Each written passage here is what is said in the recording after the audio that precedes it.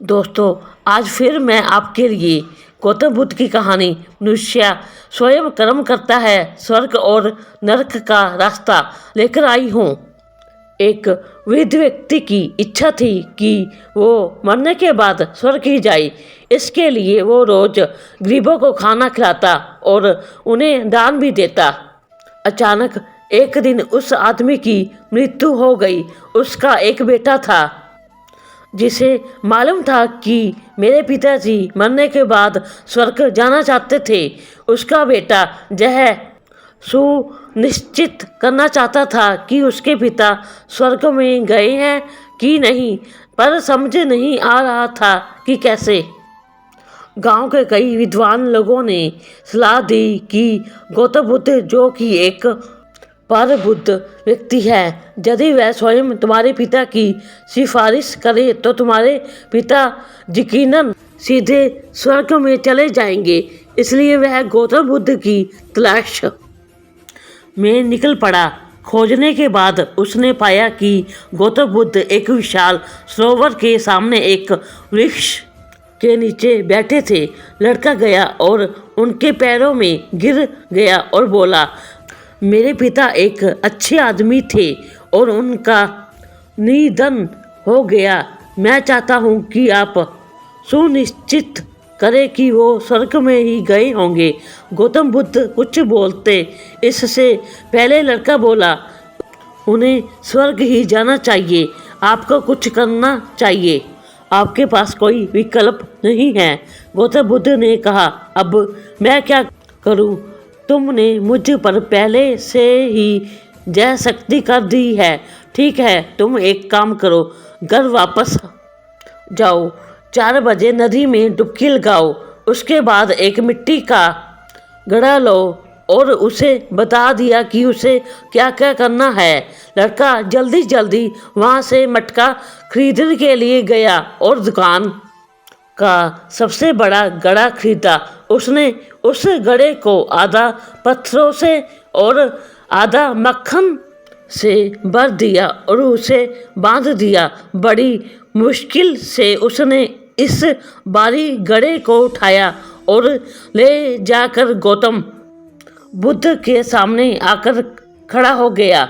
गौतम बुद्ध ने उसकी ओर देखा और कहा, 3 बार झील के चारों ओर जाओ और आओ। वह लड़का इस भारी बर्तन को लेकर झील के चारों ओर 3 बार घूमा। जब वह आया और गौतम बुद्ध के सामने खड़ा हो गया तो वह बहुत थक चुका था। गौतम बुद्ध ने उनकी स्थिति और उनके दृढ़ संकल्प को देखा। उन्होंने उससे कहा, बस पानी में चलते रहो जब तक पानी तुम्हारे सीने में ना आ जाए। वह पानी के अंदर गया। तब गौतम बुद्ध ने कहा, अब धीरे से बर्तन को पानी के अंदर जाने दो। बर्तन पानी के अंदर गया और डूब गया। गौतम बुद्ध ने एक मोटी छड़ी उठाई, उसके पास फेंकी और कहा, छड़ी लो और अब एक ही झटके से तुम बर्तन को तोड़ दो। तोड़ने के बाद यदि पत्थर तैरने लगे और माखन डूब जाए तो समझ लेना तुम्हारे पिता स्वर्ग में गए हैं, अन्यथा नहीं। घड़ा पानी के नीचे था और वह लड़का थक गया था। वह बोला, एक झटके से तोड़ना एक मुश्किल काम है। गौतम बुद्ध ने कहा, लेकिन तुम्हारे पिता स्वर्ग जा रहे हैं, क्या तुम हार मान सकते हो? वह वही खड़ा हो गया और तैयार हो गया।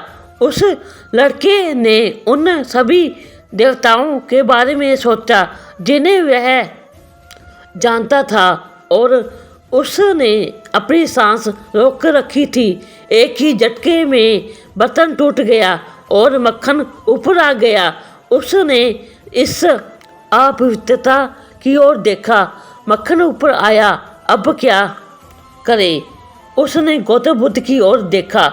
मक्खन ऊपर आया जबकि पत्थर ऊपर आने वाले थे और वह लड़का पूरी तरह से निराश और उदास महसूस कर रहा था।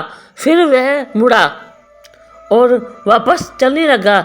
जैसे ही वह पानी से बाहर निकलने लगा, उसका दिमाग काम करने लगा।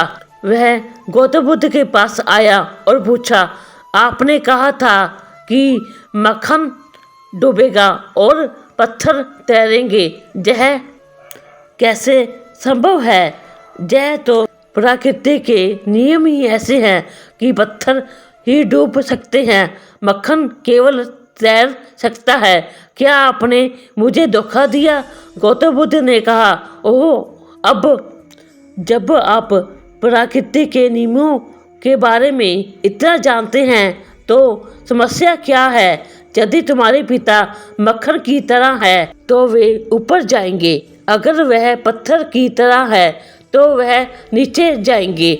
मैं क्या कर सकता हूँ इसके बारे में, और आप इसके बारे में क्या कर सकते हैं? आप बहुत थके हुए लग रहे हैं, घर जाओ और सो जाओ। सीख दोस्तों, यह कोई नहीं कह सकता कि मरने के बाद व्यक्ति कहाँ जाएगा, और ना ही इसका कोई जादू है। यह तो कर्म का फल है।